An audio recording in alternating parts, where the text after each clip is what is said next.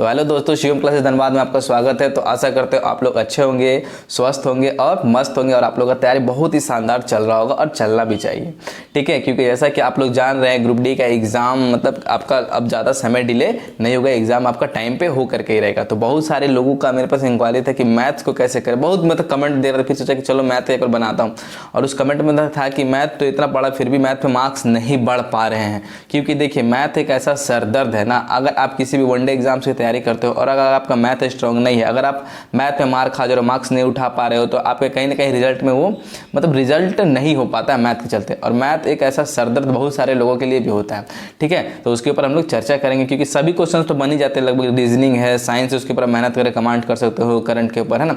लेकिन मैथ ऐसा है, जब तक आपका उसका बेसिक कंसेप्ट क्लियर नहीं होगा तब तक आप मैथ में स्कोर कर ही नहीं सकते हो। इसमें रटा भी नहीं जा सकता कि आप रट के मैथ को बना लोगे, है ना।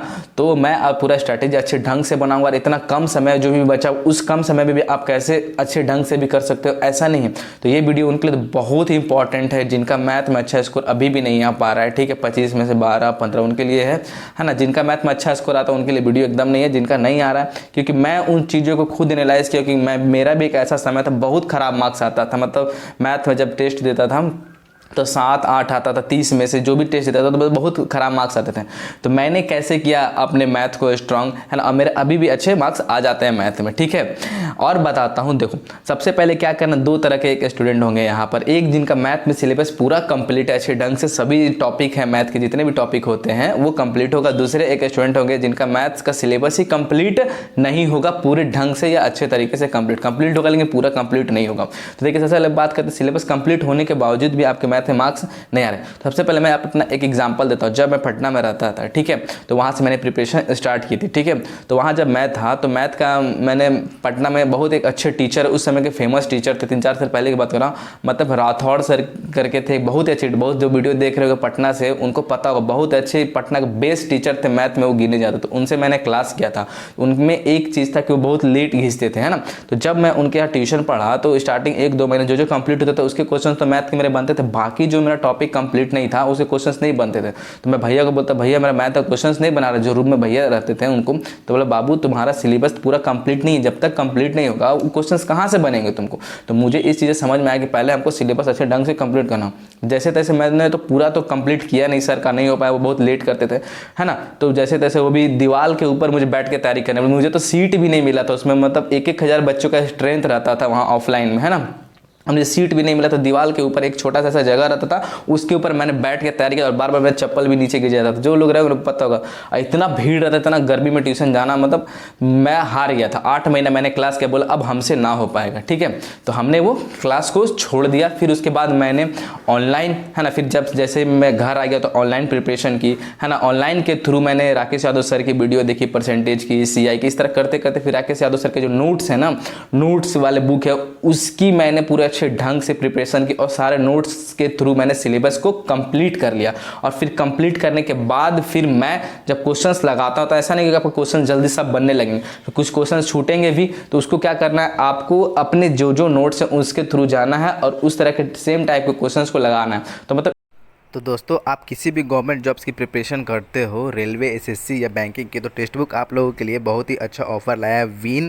विन वीकेंड ऑफर लाया है और ये 20 से 22 मई मिडनाइट तक अवेलेबल रहेगा। इसमें आपको टेक्स्ट बुक के ईयरली पास के साथ आपको 6 मंथ का एक्स्ट्रा वैलिडिटी मिलता है। अगर आप हमारे कूपन कोड सिप अप्लाई करते हो तो आपको 39 रुपीज़ का ऑफ मिलता है, और यह मात्र आपको 360 में अवेलेबल हो जाएगा। तो आप अगर किसी भी गवर्नमेंट जॉब्स की तैयारी अच्छे से प्रिपरेशन कर रहे हो, मॉक टेस्ट देना चाहते हो अपना मार्क्स बेटर करने के लिए, तो आप टेक्स्ट बुक पास परचेज कर सकते हो। और इसमें NTPC CBT 2 के एक्सक्लूसिव एनालिसिस बेस्ड टेस्ट डाले गए हैं, तो आप उसकी भी प्रिपरेशन कर सकते हो।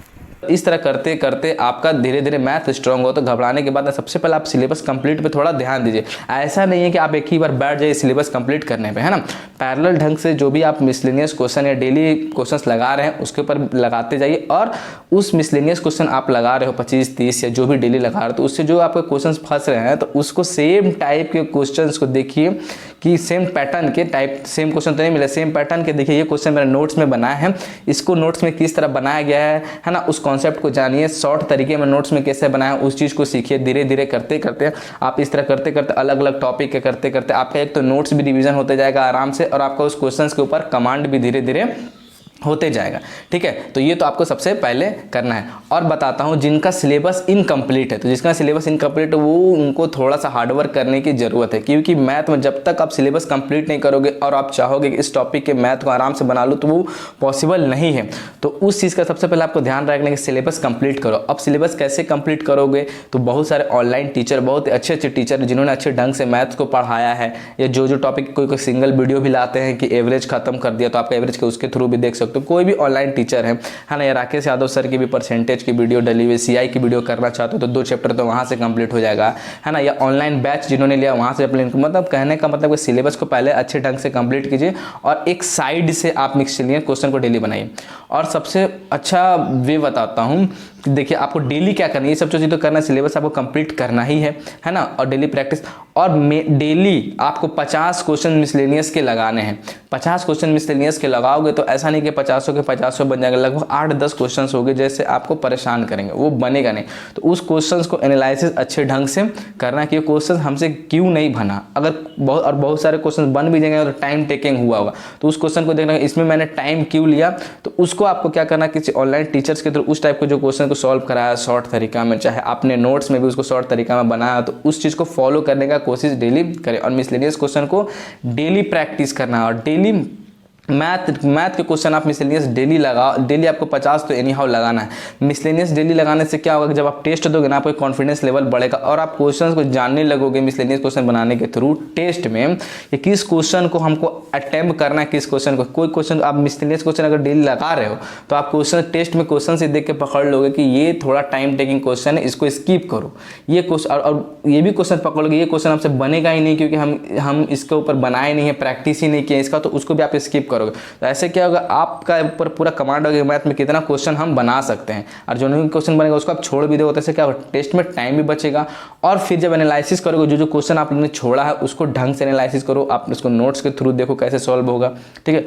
और जो क्वेश्चन छूटता है आपका टेस्ट में, सबसे इंपॉर्टेंट है अगर आप क्वेश्चन डेली लगा रहे हो, हम मिसलेनियस क्वेश्चन डेली लगाओ 50-50 के सेट, या आप टेस्ट दे रहे हो तो उसमें जो क्वेश्चन छूट रहा है, ठीक है, उस टाइप के क्वेश्चंस को चैप्टर वाइज क्या करना है आपको। जैसे टाइम एंड वर्क आपका क्वेश्चन छूटा, तो टाइम एंड वर्क का सेम पैटर्न के कोई चैप्टर वाइज बुक है, जैसे युद्ध प्रकाशन की भी बुक है, किरण प्रकाशन की भी बुक है, चैप्टर वाइज दोनों बुक अच्छी है, ठीक है। किसी बुक से, क्योंकि बंदा 2 बुक नहीं खरीद सकता, कोई एक ही बुक आप खरीदोगे तो उसी टाइम एंड वर्क के उस चैप्टर वाइज में सेम पैटर्न के क्वेश्चन करना। ये नहीं कि पूरा टाइम एंड वर्क आपको पढ़ना है, टाइम एंड वर्क पढ़िएगा तो आपका तो पूरा दिन ही खराब हो जाएगा। सेम पैटर्न खोजना है, 10-20 उस पैटर्न का सेम लगा दो। फिर अगला दिन जब आप टेस्ट दोगे या मिसलेनियस क्वेश्चन लगाओगे तो फिर आपका अगला दिन में दूसरे टाइप का पैटर्न का मिलेगा टाइम एंड वर्क, वो अगर छूट गया तो फिर उसी तरह सेम टाइप को 10-20। तो इस तरह आपका लगभग 5 से 7 टॉपिक ऐसे डेली निकलेंगे, और 5 से 7 टॉपिक डेली इसी तरह आप चैप्टर वाइज करोगे तो लगभग 5 से 7 मिलेंगे। तो 7 टॉपिक के लगभग मानता हूँ 10 क्वेश्चन आप डेली प्रैक्टिस हो, 70 क्वेश्चन तो आपको एनालिसिस के थ्रू प्रैक्टिस होगा। और इस तरह धीरे धीरे जैसे पाप का घड़ा भरता है ना, जो पाप करते हैं उनका घड़ा भरता है, इस तरह मैथ का क्या होगा, प्रैक्टिस करोगे ना तो आपको क्वेश्चन स्ट्रांग होते जाएंगे, ठीक है। तो मैथ के ऊपर आपका कमांड होते जाएगा धीरे धीरे। ये एक सटीक तरीका होगा आपका, आपके ऊपर बर्डन भी नहीं होगा, और आपको सिलेबस धीरे धीरे मतलब क्वेश्चंस के ऊपर कमांड भी धीरे धीरे होते जाएगा, और आपका अच्छे ढंग से प्रैक्टिस भी होते रहेगा। तो ये एक सटीक तरीका होगा। और बात करते हैं questions, previous year questions math के लगाएं, तो ग्रुप डी का जो तैयार है सोच रहे प्रीवियस ईयर ग्रुप डी का लगाएं, एनटीपीसी का लगाएं। तो सबसे पहले तो मैं बताऊंगा ग्रुप डी का एकदम प्रीवियस ईयर सबसे पहले खत्म करना है, ठीक है। कौन सा, ग्रुप डी का प्रीवियस। और बहुत सारे लोग का कमेंट भी आता है क्या युद्ध प्रकाशन की बुक जो है उसका प्रीवियस ईयर क्वेश्चन लगा खत्म।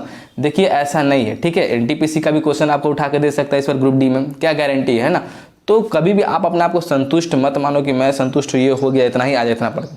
हाँ, आपने वो चीज़ों को कर ली, यूथ पब्लिकेशन का रिवीजन कर लिया, फिर आपको पास लगता है कि हाँ हम और करने की क्षमता है मेरे पास, तो और भी जो है। तो सबसे पहले क्या करना, ग्रुप डी का प्रीवियस ईयर क्वेश्चन करना, उसके ऊपर पूरा अच्छे से कमांड हो गया, रिवीजन भी हो गया, ठीक है। फिर इसके बाद एनटीपीसी का भी क्वेश्चन लगाओ, ज़्यादा क्वेश्चन लगाओगे आपके लिए तो बेनिफिशियल है ना, तो आपको रुकना नहीं है, लगाते जाना है। तो आपका कमांड होगा तभी तो आपके अच्छे मार्क्स बढ़ेंगे। बहुत सारे बोलते हैं मार्क्स नहीं बढ़ते, तो ये सब कैसे बढ़ेंगे, थोड़ा सा कॉन्सेप्ट अपने आप को करना होगा, है ना, 20 आता है तो आपको वहाँ 23-24 तक ले जाना है ना, 22 तक ले जाना है। तो कैसे होगा, ज़्यादा से ज़्यादा नंबर ऑफ क्वेश्चंस बनाओगे तभी वो चीज़ आ पाएगा। ऐसा नहीं कि बस ये यूथ बुक लगा दिए छोड़ दिया, ऐसा नहीं, और भी क्वेश्चन लगाइए, समय है ना आपके पास, क्या करना है आपको, काम ही है ये पढ़ना है, ठीक है। तो क्वेश्चंस को ज़्यादा से ज़्यादा क्वेश्चंस को लगाया कीजिए और प्रीवियस ईयर क्वेश्चंस को ज़्यादा लगे, क्योंकि अगर मैं बात करूँ 2016 के बाद जो भी एग्ज़ाम हुआ तो टोटल लगभग 10,000 क्वेश्चंस बनते हैं, ठीक है। एनटीपीसी, ग्रुप डी, ठीक है, एलपीजे मिला कर। तो सबसे पहले टारगेट क्या करना है आपको, ग्रुप डी के सारे प्रीवियस ईयर क्वेश्चन लगाने हैं।